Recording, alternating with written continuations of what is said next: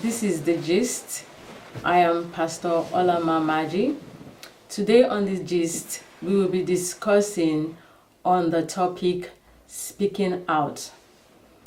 I must let you know this topic is very, very sensitive, and I have with me here to discuss the gist. By my right, I'm going to allow them to introduce themselves. I'm going to allow you, Sister Carol. Can you introduce yourself? Thank you, Pastor Olamma. Hi, everyone. My name is Caroline Wanjiro, and thank you. Welcome to The Gist. And you are? And I am Priscilla Samama. Thank you, Pastor. Okay, thank you so much for coming. And today is really very cold, you know, so we are all dressed. Yes. How is the weather? How is it treating you? How are you coping with the cold? It's quite cold and rainy. It's very cold. How are you coping with the cold? Oh yeah, no, it's very cold. Yeah. I know, it's really cold, yeah. It's hard to drive.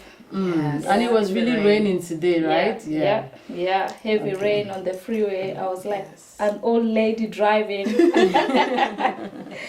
Awesome. So today's topic is actually very sensitive, and I just want to say that it might trigger emotions for some people. Yes, so be advised if you're watching this program this time. And in my life, I have come across more than 10 people, I don't want to exaggerate, more than 10 people that have gone through rape as children. Some of them are teenagers, some of them are married, some of them are single, and I know that all of them, I must say, are really struggling, you know, they are struggling with what happened to them as children. And there's one thing I know, one thing that is common with them is that some of them, their parent told them not to say anything, you know, to keep quiet, even after trusting their family members, trusting their mothers, trusting their sisters, and telling them what had happened to them. And they are told to shush. They are told not to speak out, you know. I just want to ask you, Sister Carol, when you hear the word rape, for me, when I hear that word, a lot of things come to my mind. I think of cage, I think of hurt, I think of anger, I think of restriction, I think of limitation, I think of hurt, I think of pain. There's so many things that come to my mind when I hear the word rape, when I hear the word sexual assault. And it's scary to me. I get scared. It's so scary, especially when this happens to a child that doesn't know anything. I just want to ask you, when you hear the word rape, what comes to your mind? What comes to your mind? It's I think it's sort of like the same for everyone when they hear the word rape is force, pain, and you start wondering, you know, when you hear that word, you think of young children, because it's something that we've been seeing lately. Even before was there, but I guess because of social media, it's more out there now. And when I hear that word, I think about pain, I think about heart, I think about people's mental health. It's just so many things, and it's also something that is not spoken about a lot. So it's so many things that goes through my mind when I hear that word. And it's painful too. Thank you very much. I'll ask you, Sister Priscilla, when you hear the word rape, what comes to your mind? Like, how can you define that word?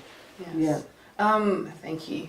For me, I think a lot has already been covered, but one of the most, I guess I can say one word that really does come to mind when I hear that is brokenness. Brokenness whether it's the victim or the perpetrator, brokenness. There has to be brokenness that leads them into doing such an activity, or even brokenness for the one that has experienced, whether it's sexual assault, whether it's rape.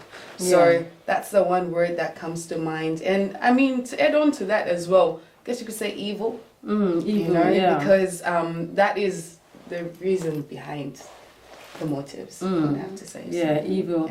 Yeah, when I looked at Google, the definition I got for child rape is child, as it's called, child sexual abuse is a form of child abuse in which an adult or older adolescent uses a child for sexual stimulation.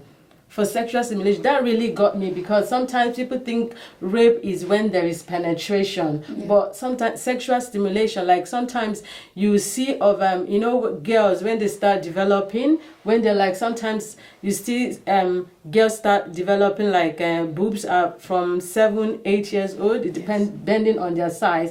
And I've heard like stories of how like some guys can just come and start touching their breast, like, oh, look at you, yeah, you started having something on your chest, and they touch the girl, you know. As far as I'm concerned, and with the definition I saw on Google, that is abuse, that is sexual abuse, that is child abuse, because it's a form of stimulation, because when that man or that person does that, there's a feeling, or when you start showing your private parts to someone, especially to a child. Why will someone do that, you know? Yeah, I've heard a lot of stories. Do you have any story you would like to share with us? I know you were talking about one time of how someone came, you didn't understand until now that you're grown up. How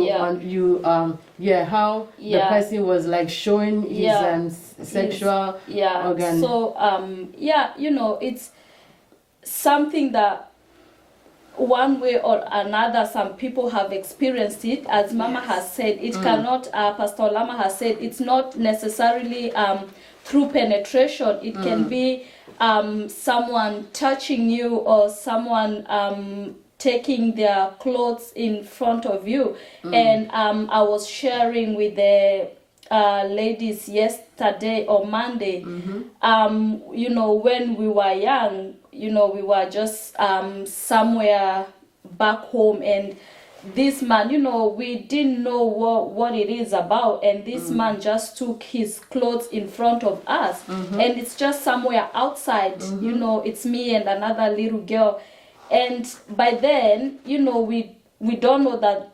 How old were you then? How old were you? I would probably say 10 or 9.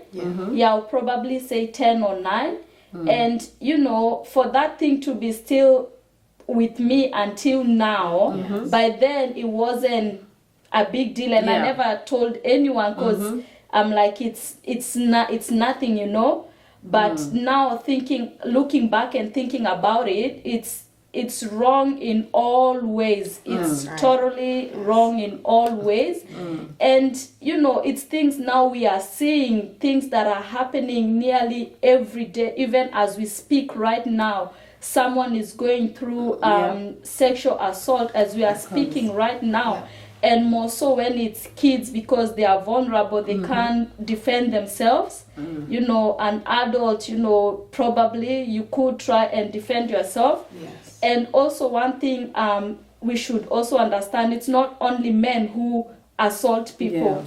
It's not only men who assault women. Women too assault men. I've seen of stories about house helps assaulting young boys.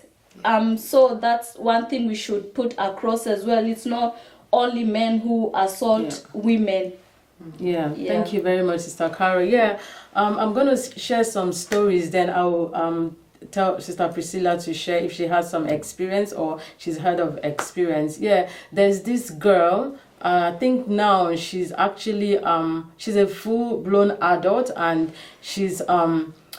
she behaves like weird, you know. Sometimes she just behaves, she gets really emotional, she gets really touchy. She's having issues with her relationship. When she was, I think, from 5 years old, her stepfather started raping her, like started sleeping with her, started having sex with her from 5 until she was she didn't say anything, because then she didn't understand what that meant, you know. As kids, they don't understand. Most times they think that is love, they don't know what it is, but she knows she was sad. She didn't understand it until when she became like 9, 10, 8, 9, 10, and she told her mom didn't believe her. Mom told her it was her fault, that she doesn't understand what happened to her. The mom told her she did not understand what happened, that it's a lie, you know.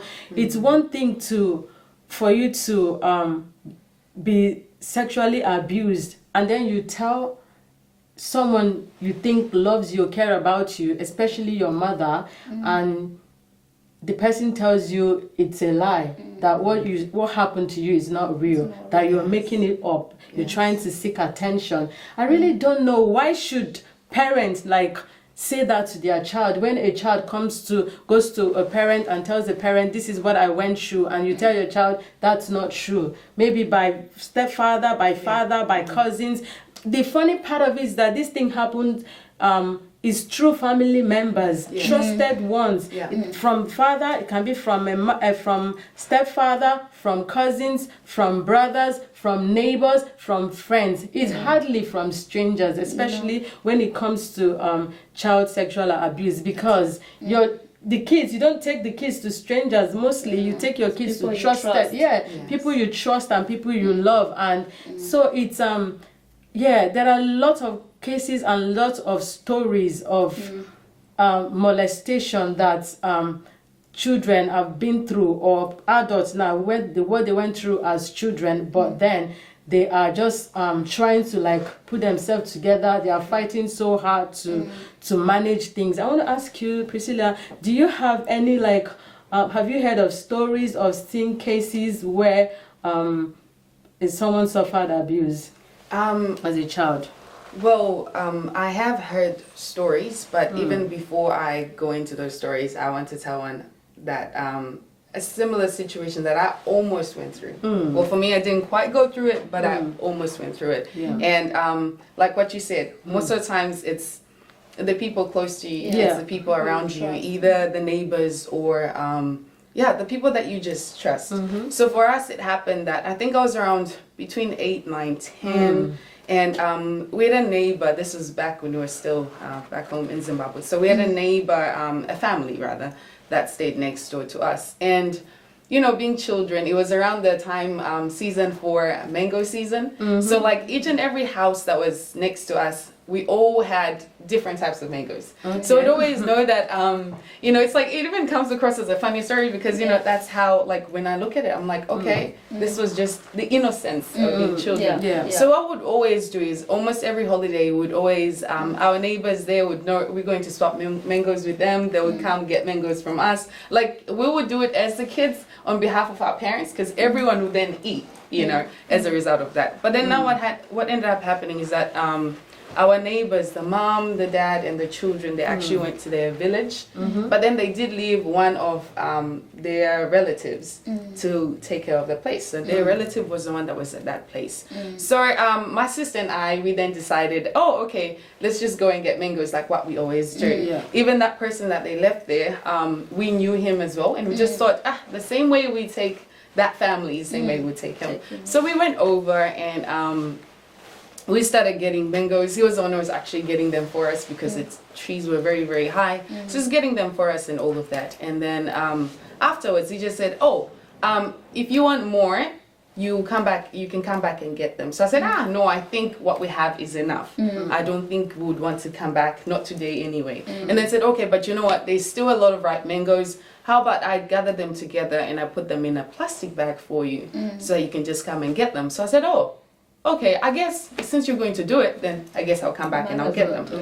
So then, so we just went home as usual. Like I said, since we were young, I didn't really think too much about it. Just thought, I'm just going to go pick up mangoes. So now when I went back, yes, the plastic bag full of mangoes was there. But then not only that, he was wrapped up in a towel. So then I just said, okay, that was a bit weird for me because already I was just like, okay, anyway, maybe I just found him and he's about to go take a shower because it was those towels that you use when you want to take a shower. I'm like, okay, maybe he's just about to take a shower.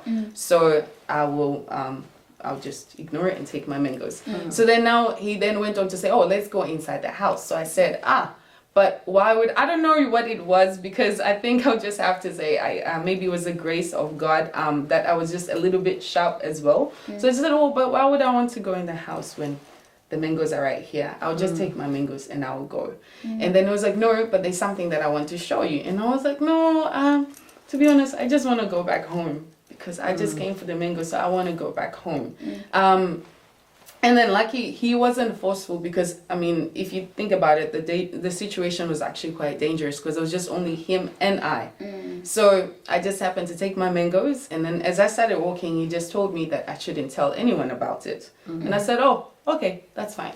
Kept walking. But the moment I got home, I then went to my mom. I said, Mom, I need to tell you what just happened. So she then said, okay, what is it? And then I was able to actually just express and just tell her everything that had just happened. And then she said, oh, did he do anything else? And I said, no, because I could just tell that this situation was not a situation I wanted to be in. So I just left. But he told me not to tell anyone about it, which actually made me realize that no, he probably would have wanted to do something. So I am here to tell you. So my mom then took that. I'm not too sure if she would have shared it with my dad. I think so. But she then took that, and when that family came back, she actually shared that with them. She also told us not to go over, because we never went back there again. She told us not to go over there.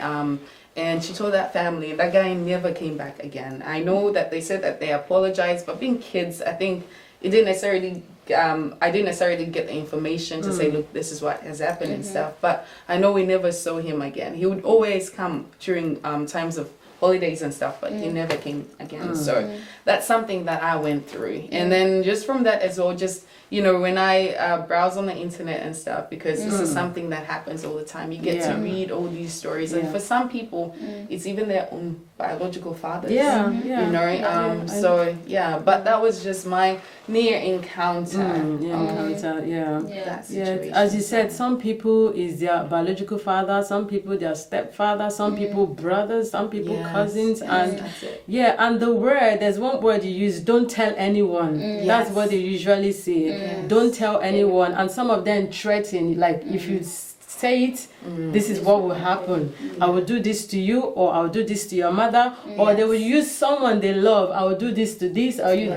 But then when someone is abusing a 5-year-old, she doesn't even know anything. She doesn't understand. You just notice that the child changes behavior and everything. You don't understand why. And some kids are really very quiet, you know. Some are very quiet, some are bold, and some are outspoken, where some are really quiet. I just want to know, I want to ask us, what do you think actually makes family, like your mom, when you told her, even though it was just the person did not succeed, it didn't go further than what had happened, when you told your mom, she took it up. She wasn't silent. That was serious, and that's what should be done. We should act immediately. You don't just hear things like some people, when a parent or your child comes to you and tell you, oh, this is what this person did to me, and then they just like, oh, you're just imagining things. No, I think no matter how little it is, the person should, the father, mother, or the family member should just act immediately.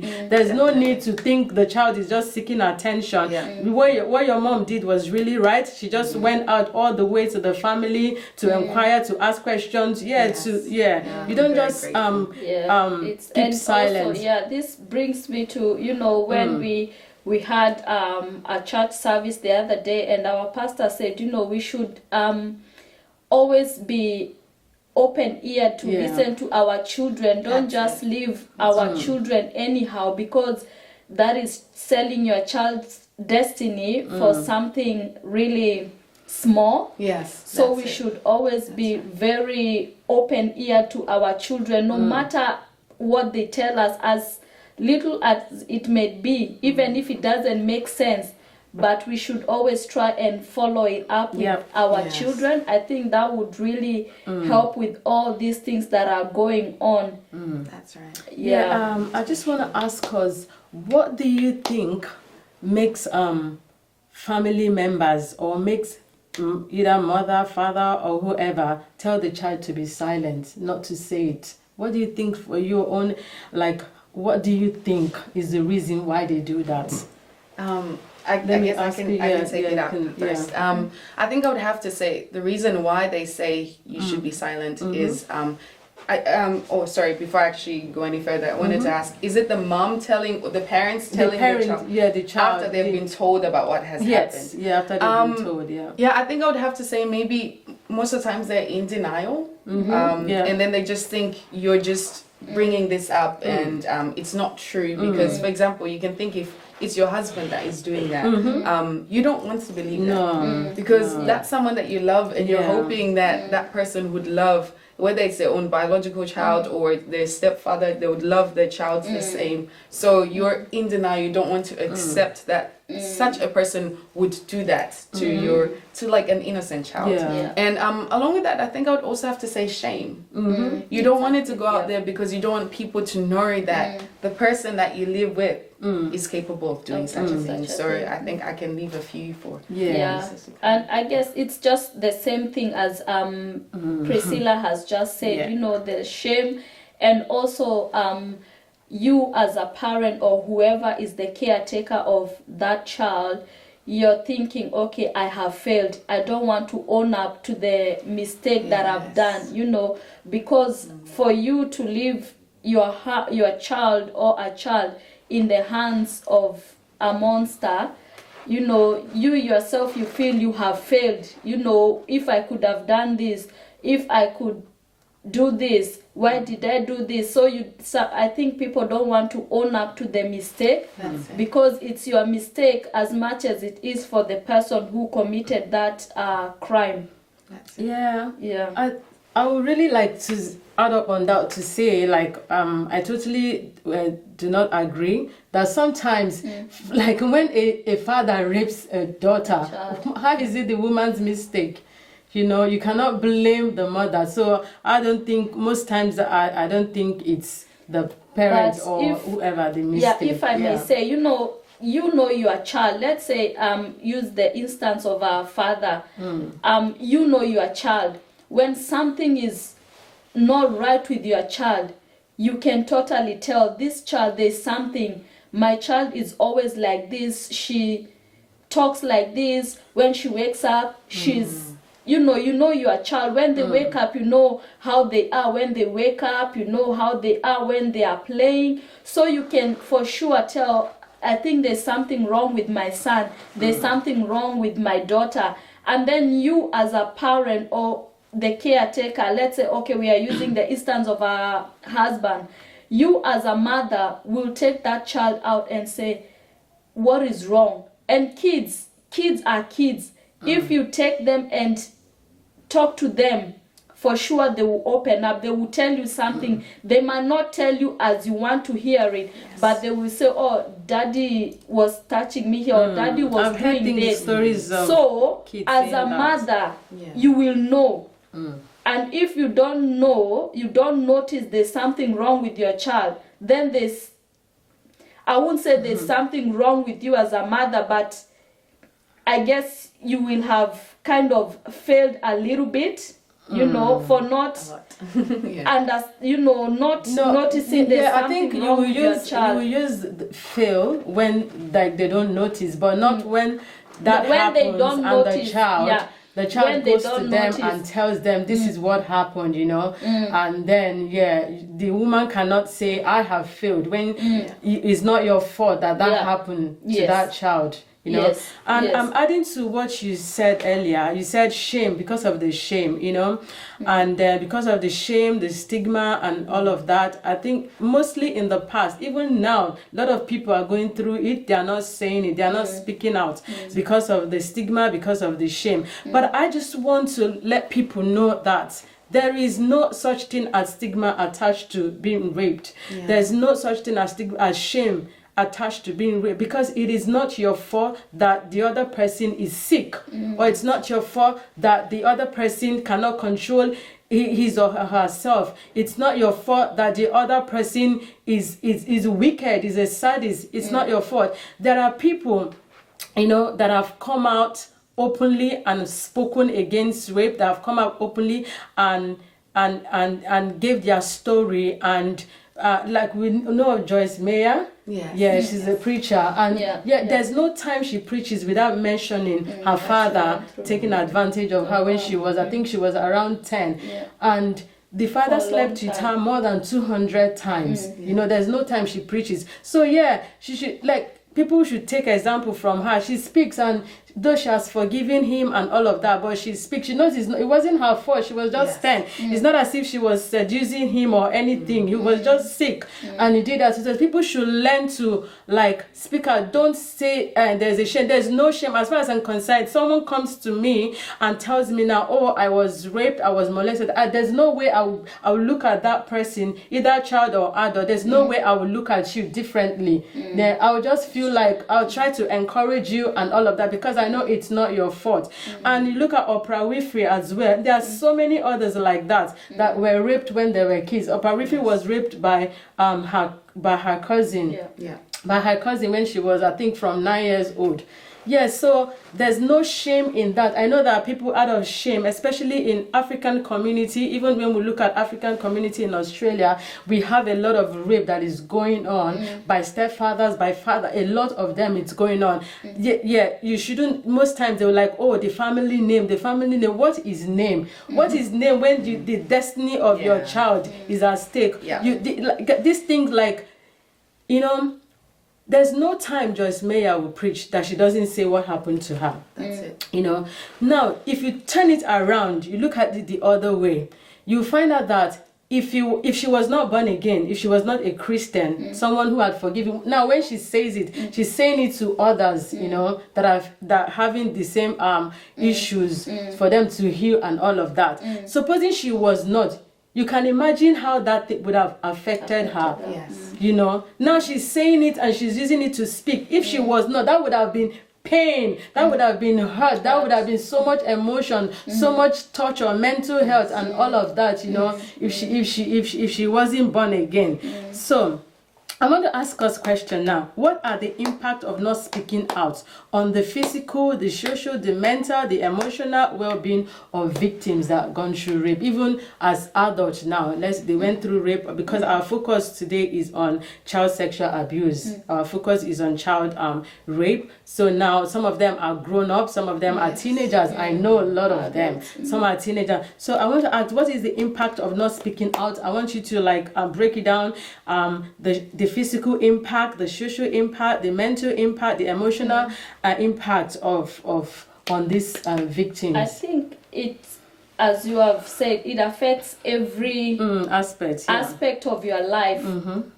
Mentally, you find people go on drugs, they go on other things, and physically you find people sometimes they end up eating and they become so big. I used to watch a program called My 600 Pound Life. Most of those people, they are like 600 pounds, 700 pounds, and you know, we look at their physical body and say, oh, this person is so big, but we don't know the scars that person is carrying. Some of them, you'd hear their stories. They say when they were little kids, they were being molested, and because they hated themselves, they started eating because that was the only way they could feel better about themselves, just by gorging on food. You know, so it affects your physical health as well, because when you're eating, and it affects you have diabetes and all those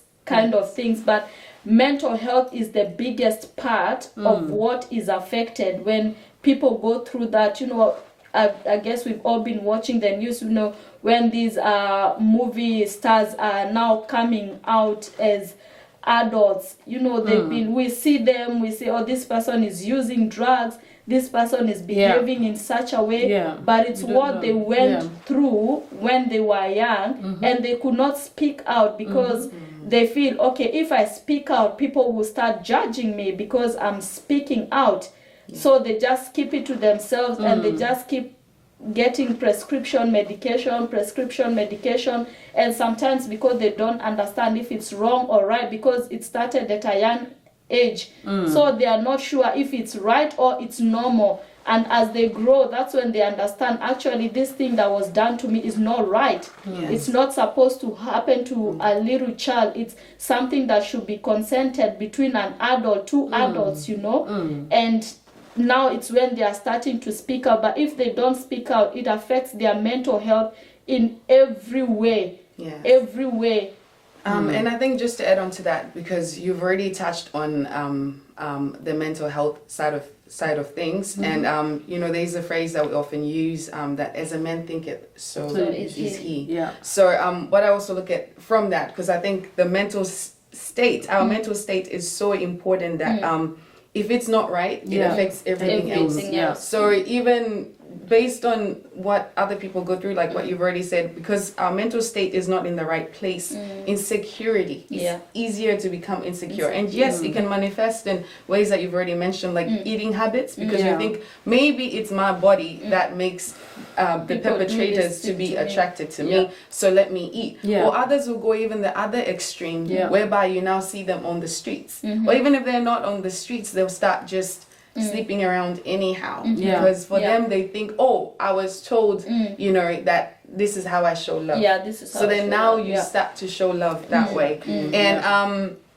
And I think a lot of the stories that I've also read upon, that's how some of them end up in that situation. Yes, sure, they're the economic aspect of things, that maybe things are hard, they're tough, so they can't, you know, make ends meet, and they decide to go on the street. But some of them, it's because that's all they know. So they just think, oh, because of that now, I am here. So, and also with the emotional part of it, you find most or not most people, but some people who are abused when they are kids, when they grow up, they are not able to show their emotional, even when they get married, they get into relationships, whether it's a man or a woman, sometimes they are not able to reciprocate that love that is being given to them.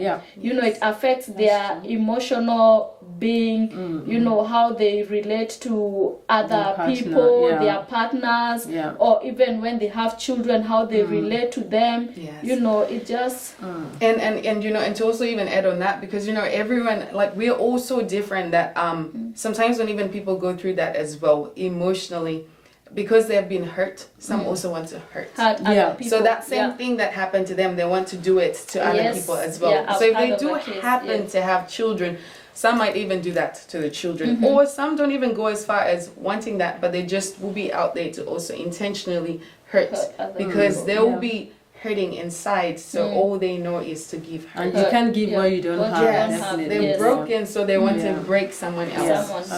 It's so true. Right.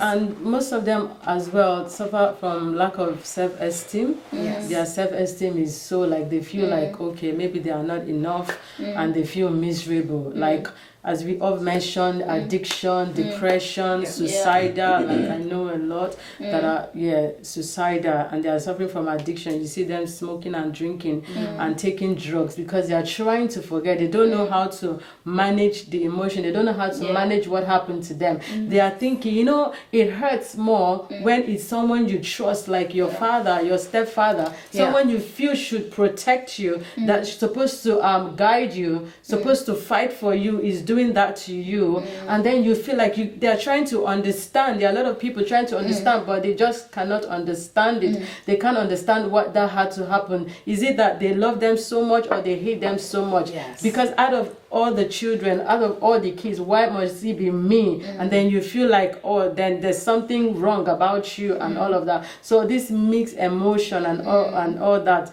affect their self-esteem, affect their relationship, their relationship with the world. They hate the world, they hate people, they hate their family members, they hate everyone around them. And I think we basically we said that.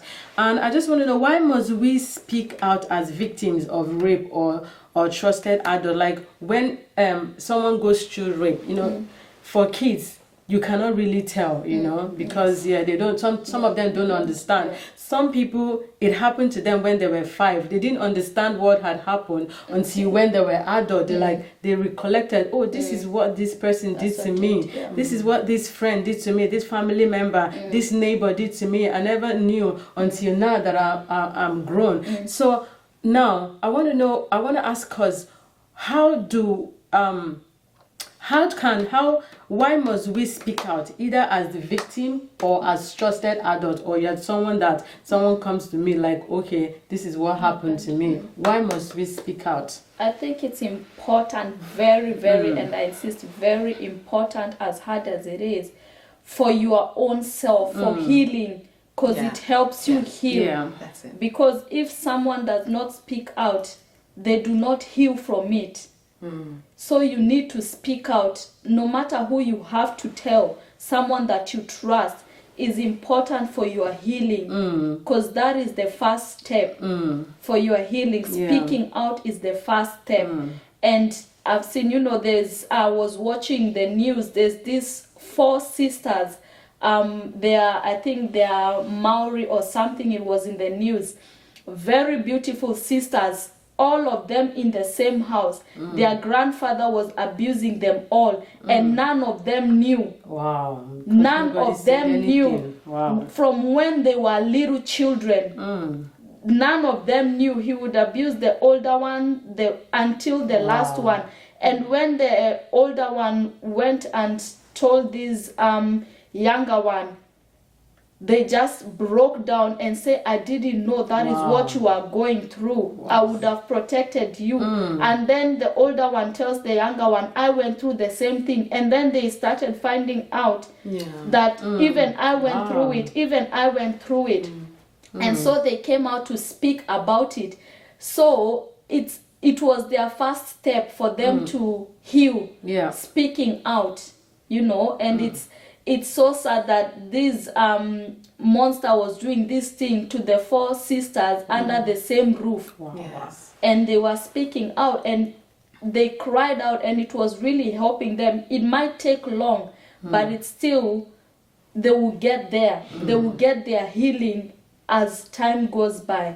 Yes, and I think just to add on to that, because yes, healing is so very important, because if you're not healed, then you're broken, and if you're broken, there's no telling how far you can go to also break and or to maybe even take your life, because some people it also gets to that extreme. But to also add on to that as well, I think it's also important to speak out so you can also stop it. Because if you don't speak, then it means whether it's your parents that you tell, because we're assuming here the parents are going to do the right thing, then they're not going to be able to know how to set the boundaries. They'll not know even how to tell the authorities how to, stop it. So it's so important to speak out so that it is stopped. Yes. Because it's better it gets stopped while maybe at least the person has hurt you a few times, rather than we wait till they have done more damage. As you said it rightly, you said supposing somebody spoke out or among the sisters, it wouldn't have gone round. Yes, that's right. And it's good to speak out, because when you do, you take the power off that person, because the person will be prosecuted. Number one, the person will be prosecuted. Another thing, you take the power off that person, the person will be able to do it to another person. One person may survive it and be able to handle it, but the next person might not be able to. You don't know who that person will do it to, and the person will commit suicide because they can't handle the emotional torture. If the sister has spoken out, it would have been stopped. The man would have been arrested, but they all kept quiet and thought, And I'm thinking what that man did was probably telling them, if you don't. I think what the sisters were doing, they were trying to protect each other. Maybe they would feel like, if I don't do it, he might do it to my other sister. He will do it to my siblings. You do it to abuse my mother. You abuse this person, and then they just like, okay, let me just do it to be the Jesus of the others for the others. Sorry, to just also add on to that, there's even a lady. She said she was. It was actually her biological father, but. So there were a family of 4, 2 girls and 2 boys. And it happened that I think while she was also quite young, the father started doing that to her. And she said she came from a Christian home. Yeah. So the father would do that, and sometimes when he's all apologetic, he would take the Bible and say, "Look, you see here, this is wrong and whatnot. I will not do it again. Please forgive me." And but then now what she would say is, then he would come back and do it again whenever he has one of those situations where he feels like he wants to do it. Come and do it again. But one of the things that he said was, if you allow me to do this, I will not touch your little sister. You see? So she said that she kept on saying, okay, fine, I will not. I will not touch your little sister, and I will not divorce your mom. Wow. So she was like, I'm going to do this for the sake of my family. But she said she still didn't know. She just knew it was wrong, but she didn't know what it was. She had no idea what this was that they were doing. So she said one day she just felt like, okay, she had had enough. Because she said no matter what, the moment the mom would leave, the dad would obviously go in and do that to her. Whether she's taking a shower, whether she's doing it, she had no peace in that house. Constantly he would, if that's what he wants, he would just go in and get it. So he said one time she just felt like, okay, you know what, let me just go down the basement and just take a breather. And when she went there, she found her sister was there. So then now she then asked, like, what are you doing here? That's when she found out that the dad was also doing that to her sister. And by then she said she was now a teenager. So she said that was it for her, because she felt like, but you told me you were not going to do this, and now you have done it. So she said she went to her dad and she was like, why are you doing this? So that's when she now actually started speaking out. But said she had told the mom, but the mom refused to accept it. So for her situation was a bit different. But then now she was able to speak out, tell her friend, who then told her mom, and then now they got the authorities involved and all of that. So but for her, it was because she was being told, like what we have already said, that if you don't say anything, I won't hurt other people. Yeah, that's what they always say. They always there's always something they use these words. They say, they like, if you don't do it, I will hurt your sister, I will hurt your mother, I will hurt this, or I will kill you. There's always a word they use. That's it. Yeah. So I just want to know, like, this is it's really sad. Like, you might think, why would someone want to take advantage of a child? What do you think make these people do that? Like, why would an innocent child, vulnerable, why would someone want to take advantage of a child? What do you think would be some of the reasons?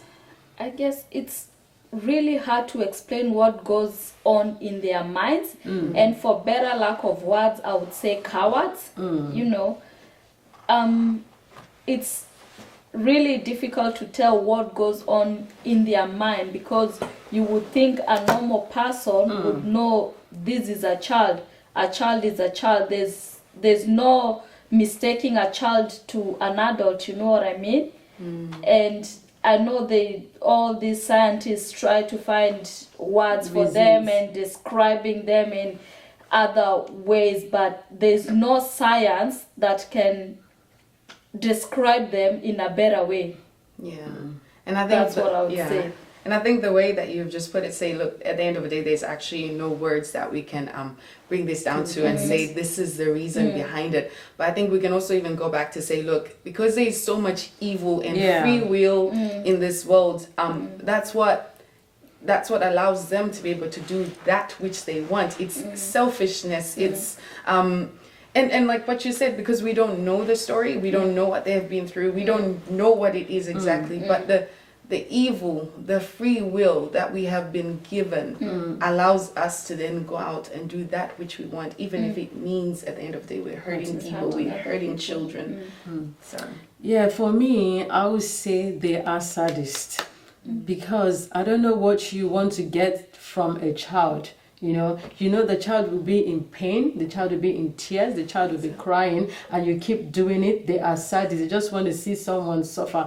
As you said, they are cowards. That's what I would say. And they are evil. That's the word I will use. That is pure evil, wickedness of the highest order, pure evil, destroyers of destiny. Because a lot of people have not been able to recover from child molestation, from molestation, from being abused as children. They've not been able to recover, and some might never recover. Some have committed suicide. Some have gone into various addictions that they've lost their lives in the process. So those are destroyers of destinies. That's the word I will use for them. But And as a mother, you are a mother of how many children do you have? 3 children. You have as well 3. Okay, I've got 3 as well. So we're like 3, 3, 3. Yeah. So if your child, as a mother, if your child reports such to you, what will you do? If your child comes to you and say, "Mom, this is what happened. Somebody touched me inappropriately, or someone did this to me," what will you do? And my prayer is that to never happen to my child. Amen. That is my prayer every time, you know. But I would take it on like immediately. I will not wait. So what will you do? I will report it. I'll make sure I listen to what my child is saying and get help for her as I report. Because as a child, you need to, you know, make sure they are okay, their mental state, because kids, when that happens to them, that's why we've seen so many children having issues. You hear they say 10-year-old is having depression. Where did 10-year-old get depression from? You know? So the first thing is make sure your child is okay and let them understand that it's not their fault. That's it. Make sure you let that child know this is not your fault, that this person did this to you. It is not your fault. Get them help and report. Make sure you see the downfall of that person. I will follow it up to the end. I will not let it go. I will follow it up to the end so that this person's child will not have to go through what my child went through. So I will follow it up to the end. I will not stop. Yeah, that's Okay, it. so what will you do? I think for me it would actually be the same as Sister Carol. But even if I were to just backtrack it a little bit and say, look, you want to be your child's best friend. You want to intentionally make sure you're invested in your children's lives so that even if anything like this were to happen, the moment they tell you, you don't even second guess it. You know that they mean it. This is something that has happened. So that the moment you get that information, you're not inquiring, you're not finding out, you just report the authorities and like what she said, make sure you see it through all the way to the end. And for your child even also tell them that, look, this is not supposed to happen. Because yes, as much as I've heard you, I want you to know this is wrong. Yes, 1, it wasn't your fault. But 2, things like this are not meant to happen. To children. So to make sure they understand that. So next time, if they were to find themselves in an almost similar situation, they would know what to do. So, yeah. So we can say you can call the police. It depends on where you are. Like if you are here in Perth, 000. I think from the police, you just follow up and you take your child to the hospital for checkup. Because a lot of people get sexually transmitted disease that never heals. Even when they are married, the disease is just there. It never goes away. Take your child to the hospital. Take your child for counseling. And you need to, as both of you have said, need to reassure the child. And for anyone watching me, if the child is not your child, you call the police and then you tell the parent. If the parent told the child to shush, there's no even need to go back to the parent. You just go with it, call the police, you call DCP. If you're here in Perth, you call DCP, then reassure the child, as both of you have said. I want to ask again, what is the way forward for those? We know that there are those going through rape now. We know there are those that went through it in the past and they told someone and they were told to shush. And we know that there are those that actually never told anyone. They never told anyone what they went through. I want to ask you, what is the way forward? What do you say to them? What is the way forward? You can break it down. Those going through it now, what will you say to them? Let me break it down that way. Those that are going through rape now, who wants to start first? I think I can. I can start. I think for those who are going through it now, I would have to say speak out. That is the first step. Like what we've already covered. If you want that healing to happen, if you want it to stop, I would say speak out. If you not find anyone that's willing to listen to you, then you have to, like, if your parents are not willing to listen to you, then go to the authorities. Go to someone who you can trust. If you are in a church, go to your pastor. Go to someone who you know you can confide in, and they will be able to to take it up for you. But speak out, I would say that is the most important thing. Because Yeah. for you to find your healing, you need to speak. That's how you take the power away from that person, like what Mama already said. And and give it to yourself. Give yourself that freedom. Yeah, and you know, like we've said, it's always when someone speaks out, even if whoever is looking after that child, or the minder, the mom, the auntie, whoever is the looking after that child, if they are not taking any action, most people actually, they've had, you tell a friend and that friend says, oh no, this is not right, they go tell their mom, and their mom says, no, this is not right. You just, like you said, tell someone that you trust.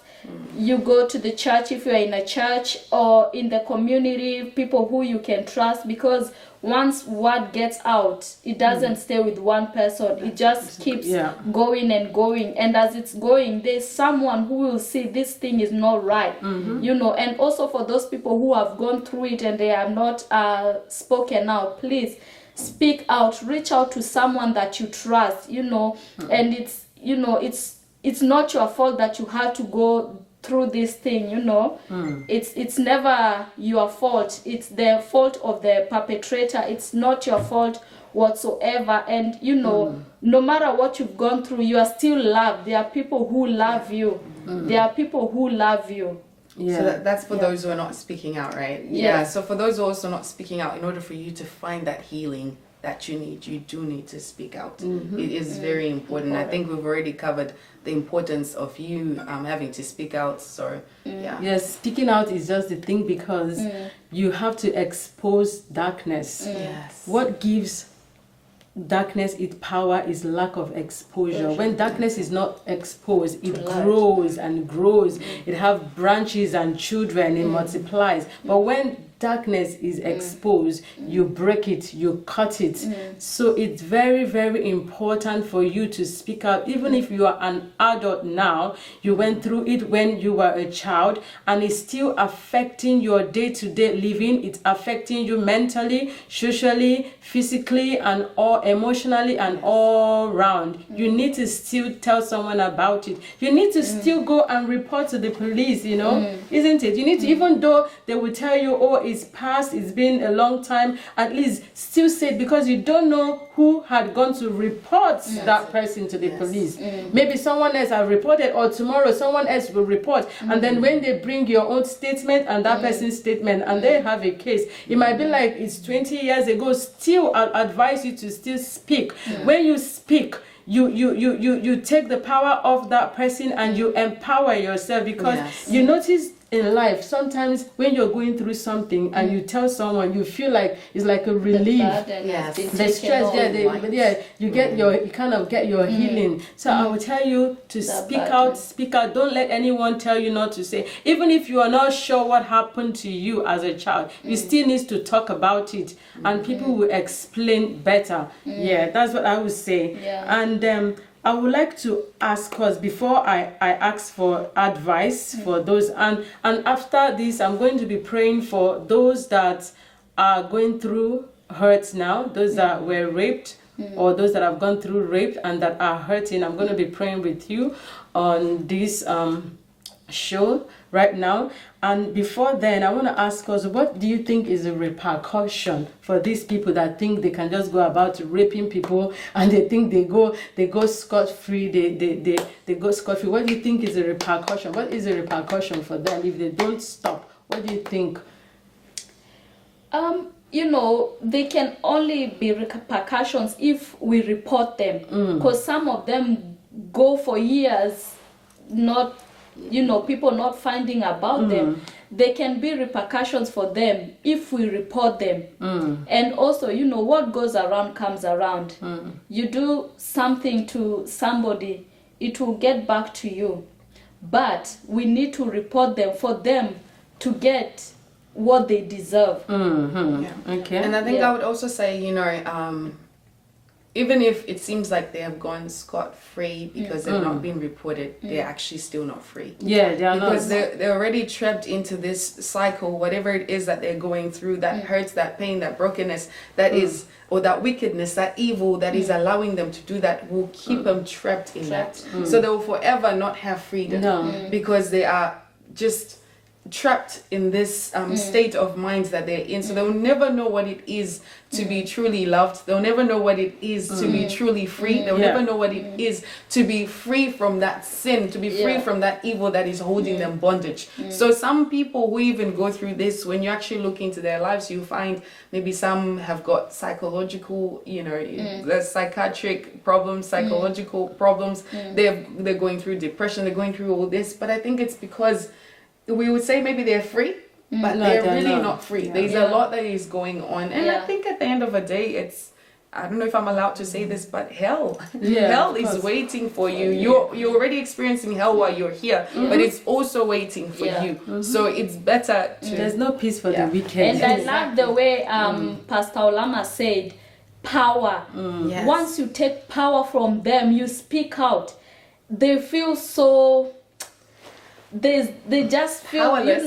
powerless. Yes. You've taken that power from them, and they thought, oh, we've put her down, we've Yes. used her, and then you end up becoming someone like Oprah Winfrey. You end up Yes. becoming Yeah. someone Joyce like Joyce Meyer as Meyer. well, yes. You know, you look at them. Whoever did those things to them. They look at them, these people have taken the power from them. I am here, you are still Yes. there, so you are still in a cage. Yeah, I am so free. free. I spoke out, Yeah, when I you am speak free, out, you're free. but you are still caged, that and you cage, cannot yeah. come out of that cage. You know? Yeah, so for Yeah. the repercussion, I would like to share with us, there's nothing that happens here in the world, not happened to all here on earth, that hasn't happened in the Bible before. So I'm going to share 2 Samuel 13, what happened to Tamar, Tamar was raped by her cousin. They are David's children. She was raped by her cousin. And after 2 years, her brother Absalom killed Amnon. After 2 years, he killed it. So, yeah. And one thing I like about that story is that Amnon died when he thought he wasn't going to die. He wasn't expecting it. The same way Tamar was not expecting what happened to her as well. She went to her brother, trusted her brother, her half-brother, not because they have brother, trusted, She went to her and that happened to her. He raped her. He went to cook for her, for him, and that happened to her. And Amnon, when he was invited by Absalom for the party or whatever they went for, he had guards and he got drunk. He was free, relaxed, like I have guards, I have servants, I have people around me. But it was those same servants that killed him. So he was killed by trusted. What goes around comes back around. When that is said is really true. I believe so much that what a man soweth, that he shall reap. So if you are there, you are you are a rapist, you are a child molester, child abuser, know that what goes around comes back around. Amnon died after 2 years. To him, after he did that to the sister. And you know what? Tamar never got married. She stays in the house of Absalom all her life. She never got married because of what happened to her. She was a virgin when this happened. And when these people molest, whether boy or girl, they are usually virgins. I don't know why they always targeting the innocence. They are targeting the innocence of a child. They are targeting, they look at the weakness of a child and all of that. So, yeah, Amnon died. She did that. So I tell you, what a man sows, that he shall reap. So if you are there, you are doing that, I will just tell you to stop it now. And then go and report yourself to the police. It's better for you to report yourself and you face the consequences than for you to suffer later. Report yourself. Report yourself. I don't know why. If you're looking for someone to sleep, why not go to a prostitute? Why must you go? That's why prostitutes are there. That's why they are there. Though we're not encouraging that, but then it's better for you to go to someone that will give their consent than for you to take advantage of a child. Sex should be consent between two people. Yeah, it's consent between two. So I would like ask, what is your advice? What is your advice for those that are going through? Those that went through rape, what is your advice to them? Speak out, reach out to somebody, whoever it is, authorities, a family member you can trust, a friend you can trust, a community that you can trust. Just reach out to somebody so we can stop this thing and put an end to it. Because if one person speaks, you've helped 1,000 people. That's it. Or even more.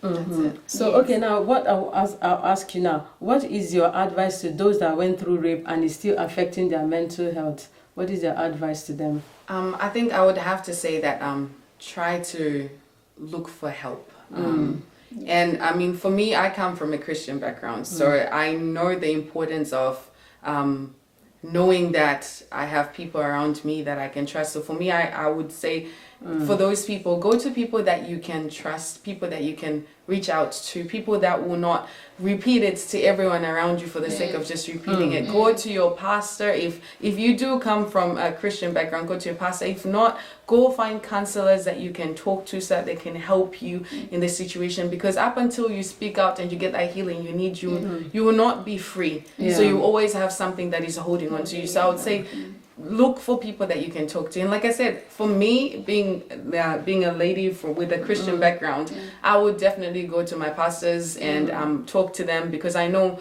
even the word of God that they will be able to share with me, the prayers that they'll be able to pray for me will bring about the freedom and that liberation that I need. Even if it doesn't happen straight away, I know with time it will happen. Seek counseling. I think counseling, see a psychologist. There's so many services out there that offer help. So many services that offer help, depending on where you are. Reach out and go get counseling. And I would like to say to you, after speaking out, you have to forgive. You have to let go. Because when you don't forgive, you are carrying that person with you. When you don't forgive, you are carrying a part of that person with you. And as we all know, the world is already heavy. There's so much baggage here on earth. So you don't need extra load, you don't need extra load. You need to let go. You need to forgive. People that have gone through this, forgiveness helps to heal you. Forgive yourself, because I know there are a lot of people that will be blaming themselves. Know that it is not your fault. It is not your fault that the person is wicked. It's not your fault that that person is a sadist. It's not your fault that that person is weak. It's not your fault that the person is a coward. It's not your fault. The person did not see your vulnerability and your innocence. It is not your fault. So forgive yourself and let go. Speak out. Speak out. Encourage others and forgive. And if you are a Christian, I will tell you, God gives peace. Jesus gives peace.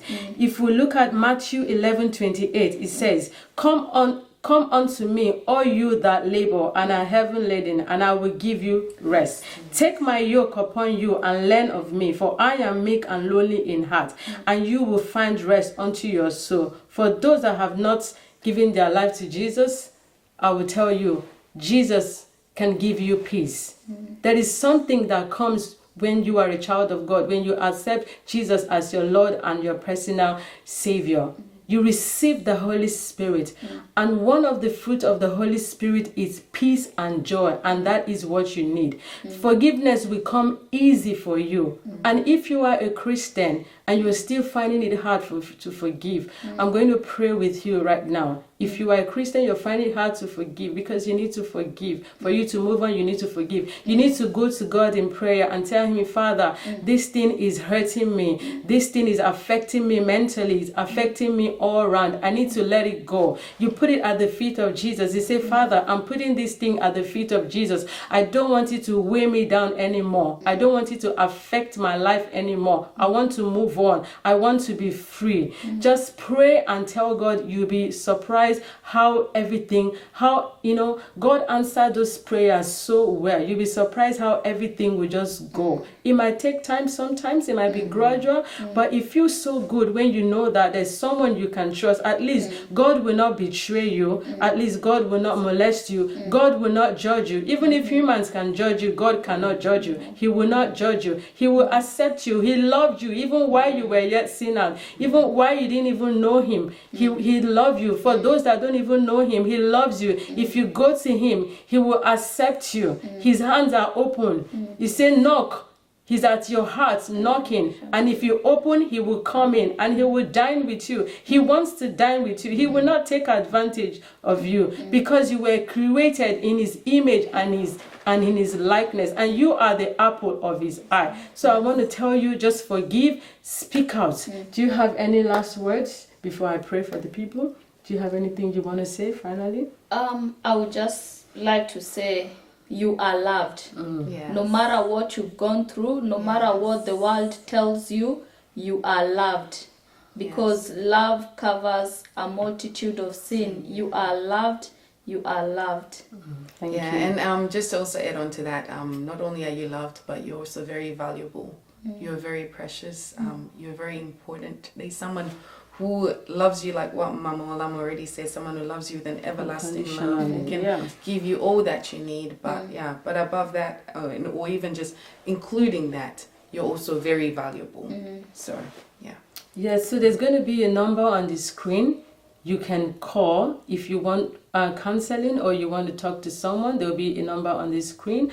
And don't forget to subscribe to this YouTube channel. Don't forget to like, don't forget to comment, don't forget to share, because you don't know whose life you'll be affecting by sharing. Don't forget to put on your post notification as well, so that whenever there's any post, you'll be the first to get alert. And I just want to pray with you. I pray, Father, I thank you for the ones that are watching me right now. I thank you for everyone that is listening to me right now. Lord, I pray in the name of Jesus. I pray for healing to your children, those that are going through pain, those that are going through hurt, those that are going through mental, physical, emotional trauma. Lord, because of what they went through in the past, because of something that is not their fault, Lord, I pray right now that you heal them. I speak healing. I pray right now that they receive the power of forgiveness wherever they are right now. I pray for the power of forgiveness right now in the name of Jesus. I pray that you receive your freedom right now. Receive your freedom in the name of Jesus. Receive your freedom in the name of Jesus. Receive your healing.